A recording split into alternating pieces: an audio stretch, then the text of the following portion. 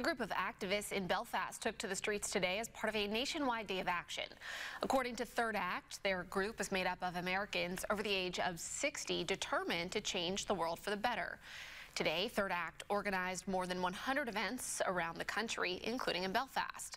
Third Actors say they were rallying against Bank of America and what they call the bank's continued funding of new fossil fuel projects. A demonstration took place along Route 3. They also marched to the bank's front door and handed representatives letters and petitions.